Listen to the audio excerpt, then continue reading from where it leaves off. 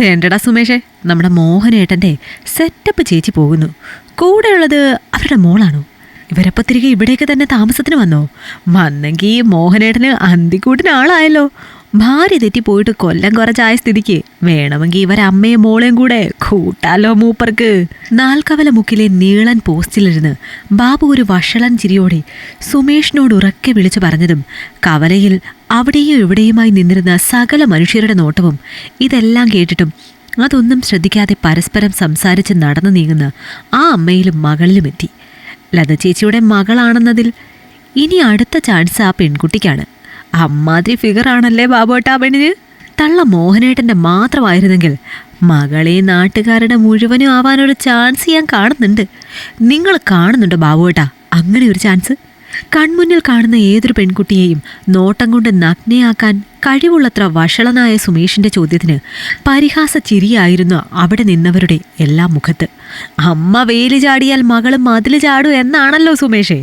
ആ നിലയിൽ നീ പറഞ്ഞതുപോലെ ആ പെണ്ണ് ഈ നാട്ടുകാരുടെ മുഴുവനും ആകാനൊരു ചാൻസ് ഞാനും കാണുന്നുണ്ട്. തള്ളയെ മോഹനേട്ടൻ എടുക്കുമ്പോൾ മോക്കും വേണ്ടേ ആരെങ്കിലും? അത് നമുക്കാവാം. പൊളിക്കില്ലേ? ബാബുവിൻ്റെ സുമേഷിനുള്ള മറുപടി കൂടിയായതും ആ കവലയിലെ അന്നത്തെ അന്തിച്ചർച്ച ആ അമ്മയും മകളും മാത്രമായി തീർന്നു. ഇതെല്ലാം കണ്ടും കേട്ടും ദേഷ്യമടക്കിയ ഒരുവൻ ആ ആൾക്കൂട്ടത്തിനിടയിൽ ഉണ്ടായിരുന്നു. ഒരാളും തിരിച്ചറിഞ്ഞില്ല, പക്ഷേ അതവനാണ് ഹർഷൻ. ഇത്ര നേരവും ആ കവലയിലുള്ളവർ പറഞ്ഞു രസിച്ച കഥയിലെ നായകനായ മോഹനൻ്റെ മകൻ ഹർഷൻ. അവൻ്റെ കണ്ണുകളും തങ്ങി നിന്നത് കൺമുന്നിലൂടെ അലസം നടന്നു മറയുന്ന ആ അമ്മയിലും മകളിലുമാണ്. അതോ മകളിൽ മാത്രമോ? അച്ഛാ, ഞാനിന്ന് ലതാൻ്റിയെ കണ്ടു. കൂടെ ആൻറ്റിയുടെ മകളും ഉണ്ടായിരുന്നച്ഛാ. നല്ലൊരു സുന്ദരി പെൺകുട്ടി. വീട്ടിലെത്തിയ ഹർഷൻ വൈകുന്നേരം അച്ഛൻ മോഹനെ ഫോൺ വിളിച്ച് പറയുന്നത് കേട്ടതും അവൻ്റെ അമ്മ മീന ഒരു പകപ്പോടെയും ഞെട്ടലോടെയും ശ്വാസം കഴിക്കാൻ മറന്നെന്ന പോലെ നോക്കി നിന്നവനെ. എനിക്ക് അച്ഛനെ ഒന്ന് നേരിട്ട് കാണണം അച്ഛാ. പറ്റുമെങ്കിൽ നാളെ തന്നെ. അച്ഛൻ നാളെ അവിടെ വീട്ടിലുണ്ടാവോ? ഓക്കെ അച്ഛാ. അപ്പോൾ നാളെ എനിക്കുള്ള ബ്രേക്ക്ഫാസ്റ്റ് കൂടി കരുതണം. ഞാൻ രാവിലെ എത്തും. ഹർഷൻ്റെ സംസാരത്തിന് മറുവശത്ത് നിന്ന് വന്ന മറുപടിയുടെ സന്തോഷം അവൻ്റെ മുഖത്തും സംസാരത്തിലും നിറയുന്നത് വല്ലാത്ത ഒരു അസ്വസ്ഥതയിലൂടെ നോക്കി നിന്നു മീന. ഫോൺ കോൾ അവസാനിപ്പിച്ചു ഒരു മൂളിപ്പാട്ടോടെ ഹർഷൻ തിരിഞ്ഞതും കണ്ടു തന്നെ നോക്കി ദേഷ്യത്തിൽ നിൽക്കുന്ന അമ്മയെ. അവരുടെ ദേഷ്യം നിറഞ്ഞ മുഖത്തേക്കും പകയാളുന്ന കണ്ണിലേക്കും അലസമെന്നോണം നോട്ടമയച്ച് ഹർഷൻ വീടിനകത്തേക്ക് കയറി. മീര വിളിച്ചതും ആ ഒരു വിളി പ്രതീക്ഷിച്ചവൻ ചോദ്യഭാവത്തിൽ അവരെ തിരിഞ്ഞു നോക്കി. നീ എന്തിനാ നാളെ അയാളെ കാണാൻ പോകുന്നത്? അമ്മയുടെ ചോദ്യത്തിൽ ഹർഷൻ്റെ മുഖം ഒന്നിരുണ്ടു. ആരെ കാണാൻ പോകുന്ന കാര്യമാണ് അമ്മ ചോദിക്കുന്നത്? എനിക്ക് മനസ്സിലായില്ല. ഹർഷൻ മിനിയിൽ തന്നെ നോട്ടം ഉറപ്പിച്ച് തിരികെ ചോദിച്ചതും അവനോടുള്ള ദേഷ്യം നിറഞ്ഞു മീനയുടെ മുഖത്താകെ. നിന്റെ അച്ഛൻ മോഹനെ നീ നാളെ എന്തിനാ കാണാൻ പോകുന്നതെന്നാണ് ഞാൻ ചോദിച്ചത്, മനസ്സിലായോ? പല്ലുകൾ കടിച്ചമർത്തി മീന ചോദിച്ചതും അവരെ പരിഹസിക്കും പോലെ ഒരു ചിരി ഹർഷൻ്റെ ചുണ്ടിൽ തെളിഞ്ഞു.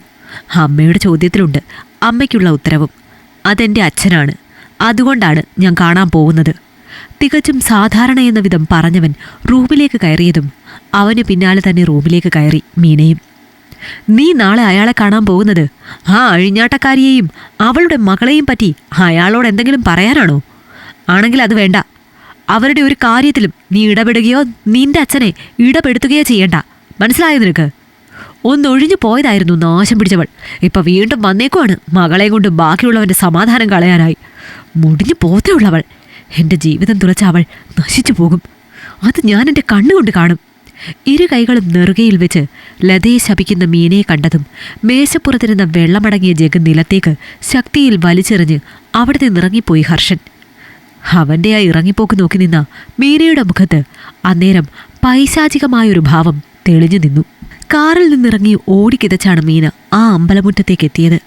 വിയർപ്പിൽ കുതിർന്നു നിന്നവരുടെ മുഖമെങ്കിൽ ഭാര്യ വലിച്ചു ചുറ്റിയ ഒരു സാരിയാണവർ ധരിച്ചിരുന്നത്. അമ്പലമുറ്റത്തെത്തിയതും പിടിച്ചു കെട്ടിയ പോലെ നിന്നുപോയി മീന കൺമുന്നിലെ കാഴ്ചയിൽ. ലതയുടെ മകൾ മായയെ താലി കെട്ടി സിന്ദൂരമണിയിക്കുന്ന തൻ്റെ മകൻ ഹർഷൻ, അവനും അവൾക്കും അരികിലായി ചിരിച്ച് സംസാരിച്ച് നിൽക്കുന്ന മോഹനനും ലതയും. നിയന്ത്രണം നശിച്ചുപോയി മീനയുടെ. എടി നശിച്ചവളെ! ഉറക്കെ അലറി കൈ വീശിയെടുത്തു മീന മായയ്ക്ക് നേരെ. എന്നാൽ മീനയുടെ കൈ മായയുടെ ശരീരത്തിൽ തൊടും മുമ്പേ ആ കൈ തടുത്തു അമ്മയ്ക്ക് മുമ്പിലേക്ക് കയറി നിന്നു ഹർഷൻ. അന്നേരത്തെ അവന്റെ മുഖഭാവം മീനയിൽ ഒരു ഭയം സൃഷ്ടിച്ചുവെങ്കിലും തനിക്ക് തടസ്സമായി വന്നവനെ തള്ളിമാറ്റി ലതയ്ക്ക് നേരെ തിരിഞ്ഞു മീന. നീ എൻ്റെ അടുത്ത് അന്നാദ്യം എൻ്റെ ഭർത്താവിനെ നിന്റെ ശരീരം കാട്ടി മയക്കി തട്ടിയെടുത്തു. ഇപ്പം നീ അതേ തന്ത്രം കാട്ടി നിന്റെ മകളെയും പഠിപ്പിച്ച് എൻ്റെ മോനെയും എൻ്റെ അടുത്ത് നിന്ന് തട്ടിയെടുക്കാൻ നോക്കുന്നോടി പിഴച്ചവളെ. എൻ്റെ ശരീരത്തിൽ ശ്വാസം ഉണ്ടെങ്കിൽ ഇത് ഞാൻ അനുവദിക്കില്ലടി. നന്ദയെ മാത്രം പോരാഞ്ഞിട്ടാണോ നീ എൻ്റെ മോനെയും വശീകരിച്ചത്? ഒരുമ്പെട്ട വായിൽ വന്നൊരു തെറിയോടെ മീന പറഞ്ഞതും അവരുടെ മുഖമടച്ച് മോഹനൻ്റെ വലം കൈ വീണിരുന്നു. അമ്മേ, അമ്മയുടെ നശിച്ച സംശയരോഗം മൂലം തകർന്നു പോയൊരു ജീവിതമാണ് ലതാൻ്റിയുടേത്. അമ്മ കാരണം നാട്ടുകാർക്ക് മുമ്പിൽ നാണം കെടേണ്ടി വന്നൊരു പാവം. ഇനി അവരെ അമ്മ എന്തെങ്കിലും പറഞ്ഞാൽ പ്രതികരിക്കുക അച്ഛനാവില്ല, ഞാനാണ്. കത്തുന്ന മുഖത്തോടെ ഹർഷൻ കൈ ചൂണ്ടി പറഞ്ഞതും ഒന്ന് പിന്നോക്കം നിന്നുപോയി അറിയാതെ തന്നെ മീന. അച്ഛൻ്റെ നല്ലൊരു സുഹൃത്തായിരുന്ന ലീനാൻ്റിയെ അച്ഛനൊപ്പം ചേർത്ത് അനാവശ്യ കഥ അമ്മ പെരുഞ്ഞുണ്ടാക്കിയപ്പോൾ ഈ നാട്ടുകാർക്കവർ പിഴച്ചവളായി. അവരുടെ പേരും പറഞ്ഞ് അച്ഛനോട് തെറ്റിയ അമ്മ വീട് വിട്ടിറങ്ങിയപ്പോൾ അമ്മയുടെ വാക്കുകൾ വിശ്വസിച്ചിരുന്ന ഈ നാട്ടിലെ ചില ചെറ്റകൾ ഇവരുടെ വാതിലിലും അന്തിക്കൂട്ടിനാളെ തിരഞ്ഞപ്പോൾ ഈ നാട് തന്നെ ഉപേക്ഷിച്ച് പോകേണ്ടി വന്നു ഇവർക്ക്. ഭർത്താവ് മരിച്ചിട്ടും മാനം മര്യാദയ്ക്ക് മകളെ വളർത്തി ജീവിച്ചു വന്നവരെ പിഴച്ചവളാക്കി മാറ്റിയ അമ്മയുടെ നാവ് ഞങ്ങളുടെ ജീവിതത്തിൽ വേണ്ട. മായ എൻ്റേതാണ്, ഒപ്പം മായയുടെ അമ്മയും. അമ്മ ഉപേക്ഷിച്ചിറങ്ങി വന്ന വീട്ടിലേക്കാണ് ഞങ്ങളുടെ ഇന്നത്തെ മടക്കം. അച്ഛൻ്റെ പഴയ അതേ സുഹൃത്തായി ആൻറ്റി ഉണ്ടാവും ആ വീട്ടിൽ ഞങ്ങൾക്കൊപ്പം. ഇത്രയും കാലം പറഞ്ഞതിലേറെയൊന്നും ഇനി നാട്ടുകാർ പറയില്ലല്ലോ. ഇവിടെ നിന്ന് സമയം കളയാതെ അമ്മ വീട്ടിലേക്ക് പോകാൻ നോക്ക്. പഴയ പോലെ ഞാനുണ്ടാവില്ല കൂട്ടിനാ വീട്ടിൽ. ഒരു സ്ത്രീ തനിച്ച് നിൽക്കുന്ന ബുദ്ധിമുട്ട് അമ്മയും ഒന്നറിയുന്നത് നല്ലതാണ്. ചെല്ല്. ഉറച്ച ശബ്ദത്തിൽ അമ്മയോട് പറഞ്ഞ് തൻ്റെ ഇരുഭാഗത്തുമായി മായയെയും ലീനയെയും ചേർത്ത് പിടിച്ച് ഹർഷൻ നടന്നതും അവളെ ആകെയൊന്ന് നോക്കി. അവർക്കൊപ്പം നടന്നു മോഹനനും. ആരും തുണയില്ലാതെ ആ അമ്പലമുറ്റത്തപ്പോഴും തൻ്റെ ദുഷിച്ച മനസ്സിലെ ദുഷിപ്പേറിയ ചിന്തകളുമായി തല കുനിച്ചു നിന്നു മീന. തോൽക്കാൻ മനസ്സിലാതെ, തിരുത്താൻ മനസ്സിലാതെ. ഇഷ്ടമായെങ്കിൽ ലൈക്ക് ചെയ്യൂ. നിങ്ങളുടെ അഭിപ്രായങ്ങൾ കമന്റായി രേഖപ്പെടുത്തൂ. കൂടുതൽ കഥകൾ കേൾക്കാൻ ഈ ചാനൽ സബ്സ്ക്രൈബ് ചെയ്യൂ.